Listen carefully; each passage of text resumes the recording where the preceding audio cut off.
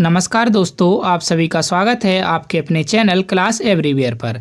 तो दोस्तों, आज की इस क्लास में हम रेलवे में 2014 से लेकर अब तक जितने भी साइंस के क्वेश्चंस पूछे गए हैं उन सभी का डिस्कशन करेंगे। और दोस्तों, यह क्लास आपके 2024-25 में होने वाले RRB, NTPC, ALP technician, RPF और ग्रुप डी एग्जाम्स के लिए बहुत ही ज़्यादा इम्पोर्टेंट रहने वाली है, क्योंकि रेलवे हमेशा अपने प्रीवियस ईयर क्वेश्चन से ही सवाल पूछता है। और दोस्तों, रेलवे में साइंस से ज़्यादातर क्वेश्चंस पूछे जाते हैं, तो साइंस के क्वेश्चंस की मैं एक सीरीज़ लेकर आया हूं और यह हमारी 5वीं क्लास है। इससे पहले मैं 4 क्लासेस करा चुका हूं, उनको आप हमारी जनरल साइंस की प्लेलिस्ट में जाकर देख सकते हैं। और प्रत्येक क्लास में मैं लगभग 50 साइंस के प्रीवियस ईयर क्वेश्चंस कराता हूँ जो कि रेलवे के द्वारा पूछे गए हैं।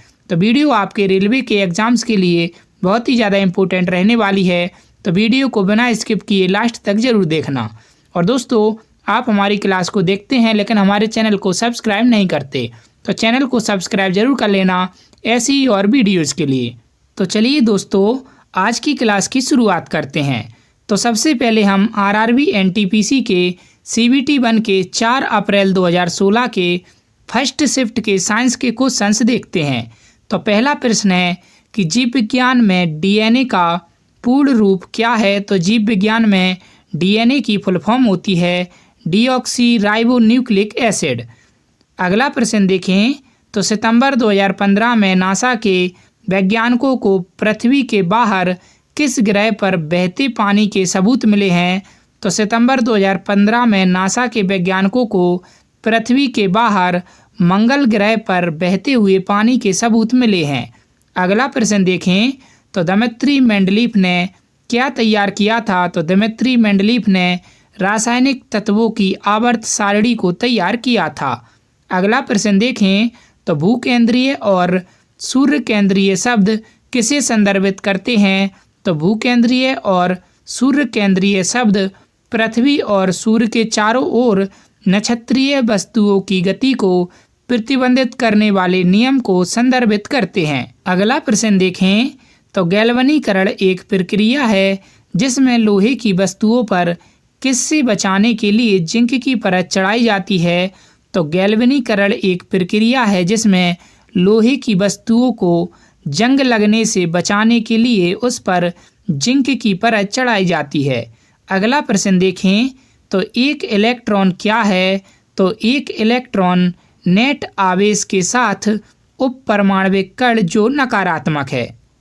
अगला प्रश्न देखें तो मुंबई में परमाणु ऊर्जा संस्थान का पुनः नामकरण किस भारतीय परमाणु भौतिकविद के सम्मान में किया गया था।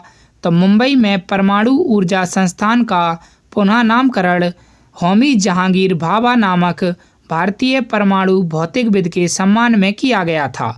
अगला प्रश्न देखें तो भारत के पहले उपग्रह का नाम क्या था। तो भारत के पहले उपग्रह का नाम था आर्यभट्ट। अगला प्रश्न देखें तो एमिनो एसिड के 4 प्रमुख तत्व कौन से हैं।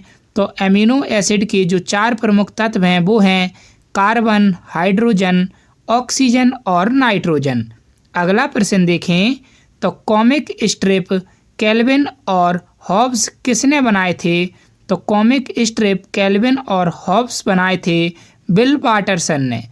अगला प्रश्न देखें तो अनौपचारिक रूप से खगोलीय दूरी को व्यक्त करने के लिए लंबाई की कौन सी इकाई का प्रयोग किया जाता है। तो अनौपचारिक रूप से खगोलीय दूरी को व्यक्त करने के लिए लंबाई की प्रकाश वर्ष इकाई का प्रयोग किया जाता है। तो चलिए दोस्तों, इसके बाद हम आरआरबी एनटीपीसी के CBT 1 के 4 अप्रैल 2016 के सेकंड शिफ्ट के साइंस के क्वेश्चन देखते हैं। तो पहला प्रश्न है कि कंसंट्रेशन ग्रेडियंट के खिलाफ कोशिका की हलचल को क्या कहा जाता है। तो कंसंट्रेशन ग्रेडियंट के खिलाफ कोशिका की हलचल को सक्रिय परिवहन कहा जाता है। अगला प्रश्न देखें तो हाइड्रोजन अणु का नाभिक किससे बना होता है। तो हाइड्रोजन जो एटम रहता है उसका नाभिक केवल एक प्रोटॉन से बना होता है।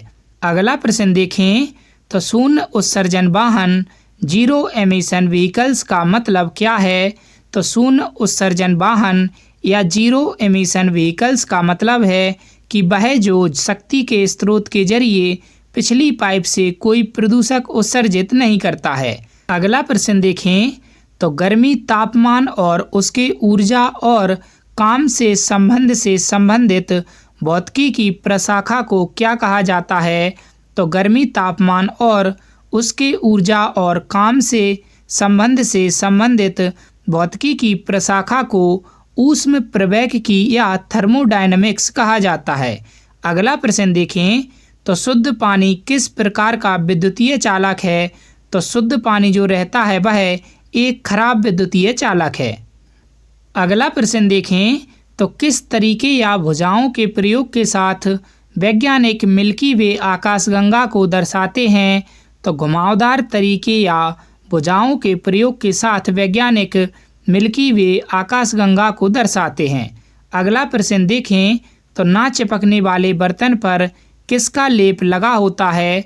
तो ना चिपकने वाले बर्तन पर टेफ्लॉन का लेप लगा होता है।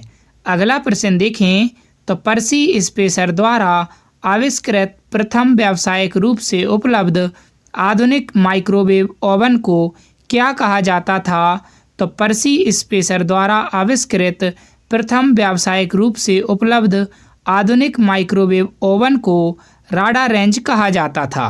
अगला प्रश्न देखें तो मिट्टी में बैक्टीरिया संवर्धन की एक नई विधि का प्रयोग करके खोजी गई नवीनतम एंटीबायोटिक कौन सी है जिसे दवाओं के प्रति बढ़ती प्रतिरोध से लड़ने में मदद करने की उम्मीद है? तो मिट्टी में बैक्टीरिया संवर्धन की एक नई विधि का प्रयोग करके खोजी गई नवीनतम एंटीबायोटिक है टिक्सोलैक्टिन। तो टिक्सोलैक्टिन वह एंटीबायोटिक है जिसे दवाओं के प्रति बढ़ती प्रतिरोध से लड़ने में मदद करने की उम्मीद है।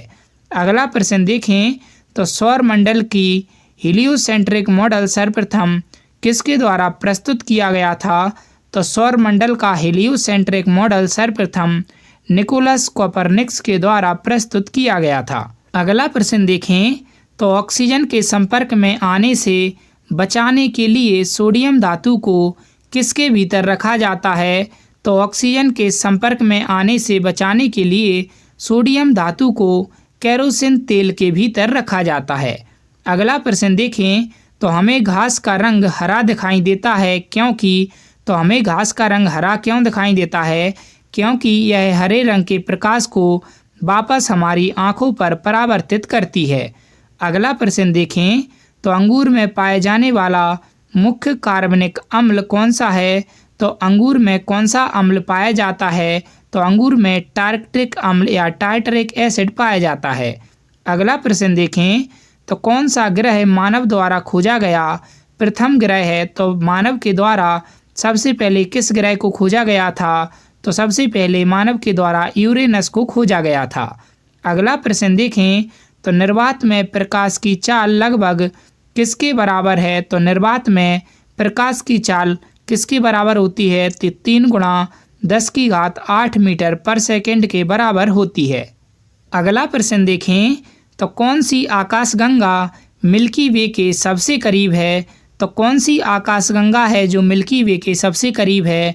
तो वो है एंड्रोमेडा गैलेक्सी, एंड्रोमेडा आकाशगंगा।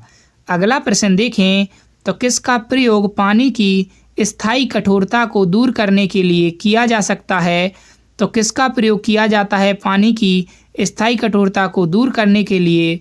तो पानी की स्थायी कठोरता को दूर करने के लिए सोडियम कार्बोनेट का प्रयोग किया जाता है। अगला प्रश्न देखें तो मानव मस्तिष्क का वजन कितना होता है? तो मानव मस्तिष्क का वजन शरीर के कुल वजन का लगभग 2% होता है। अगला प्रश्न देखें तो नेत्र गोलक को नियंत्रित करने के लिए कितनी मांसपेशियों का इस्तेमाल किया जाता है? तो नेत्र गोलक को नियंत्रित करने के लिए 6 मांसपेशियों का इस्तेमाल किया जाता है।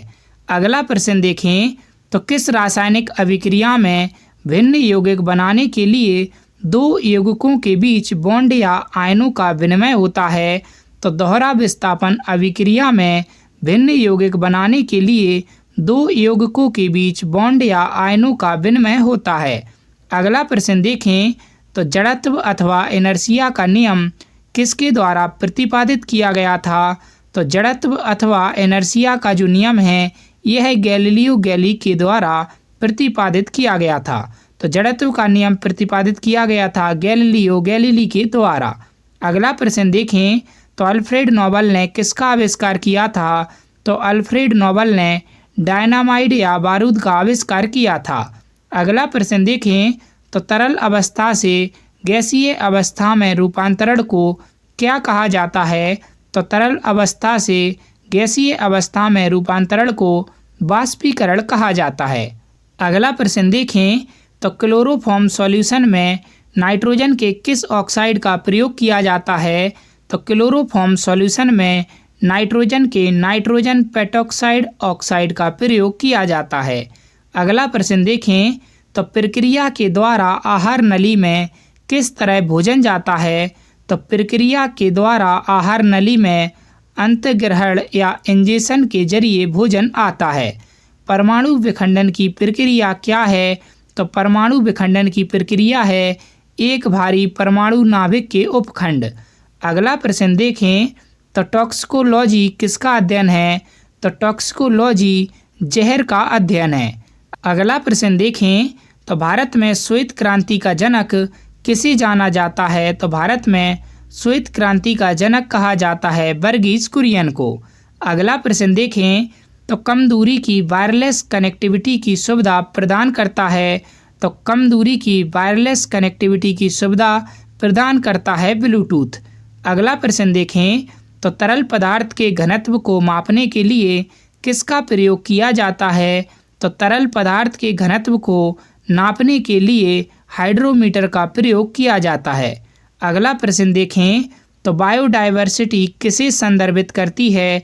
तो बायोडायवर्सिटी पृथ्वी पर जीवन की विविधता को संदर्भित करती है। अगला प्रश्न देखें, तो IRS 1A भारत का क्या था? तो IRS 1A भारत का पहला परिचालनात्मक दूर संवेदी उपग्रह था। अगला प्रश्न देखें, तो सूरज की रोशनी को विद्युत ऊर्जा में परिवर्तित करने के लिए सौर ऊर्जा किसका उपयोग करती है? तो सूरज की रोशनी को विद्युत ऊर्जा में परिवर्तित करने के लिए सौर ऊर्जा फोटोवोल्टिक सेल्स का उपयोग करती है। अगला प्रश्न देखें, तो अल्ट्रासोनिक तरंगों की आवृत्ति कितनी होती है? तो अल्ट्रासोनिक तरंगों की जो आवृत्ति या फ्रीक्वेंसी है वह 20 किलोहर्ट्ज से ज़्यादा होती है या 20,000 हर्ट्ज भी इसको कहा जा सकता है। अगला प्रश्न देखें, तो एक तत्व की परमाणु संख्या किसके बराबर होती है? तो एक तत्व की परमाणु संख्या प्रोटॉन की संख्या के बराबर होती है। अगला प्रश्न देखें, तो कौन सी धातु अधिक वायु प्रदूषण का कारण बनती है? तो सीसा जो है यह अधिक वायु प्रदूषण का कारण बनती है। अगला प्रश्न देखें, तो एपिडेमियोलॉजी क्या है? तो एपिडेमियोलॉजी बड़ी आबादी में रोग की घटना एवं उसके प्रसार का अध्ययन है। अगला प्रश्न देखें, तो सेरीकल्चर किससे संबंधित है? तो सेरीकल्चर का संबंध है रेशम के कीड़ों के पालन से। तो दोस्तों यहाँ पर मैंने लगभग 50 रेलवे में पूछे गए साइंस के प्रीवियस ईयर क्वेश्चंस कवर करा दिए। उम्मीद करता हूँ दोस्तों क्लास आपको अच्छी लगी होगी। अच्छी लगी हो तो क्लास को लाइक कीजिएगा और हमें कमेंट करके ज़रूर बताइएगा और हमारे चैनल को सब्सक्राइब जरूर कर लीजिएगा डेली ऐसी ही रेलवे की साइंस की प्रीवियस ईयर क्वेश्चंस की सीरीज के लिए। और दोस्तों इसी के साथ मैं करंट अफेयर्स की क्लास भी पढ़ाता हूँ जो आपके रेलवे के एग्ज़ाम के लिए बहुत ही ज़्यादा इम्पोर्टेंट रहेगी और उसका सेशन सुबह 6 बजे आता है। तो दोस्तों हमारे चैनल को सब्सक्राइब करके हमारे साथ ज़रूर जुड़ जाइए। मैं रेलवे के लिए जो भी इम्पोर्टेंट साइंस के क्वेश्चंस हैं वो सारे यहाँ पर कवर कराऊंगा। तो वीडियो अगर अच्छी लगी हो तो लाइक ज़रूर कर देना और दोस्तों के साथ शेयर ज़रूर कर देना। धन्यवाद।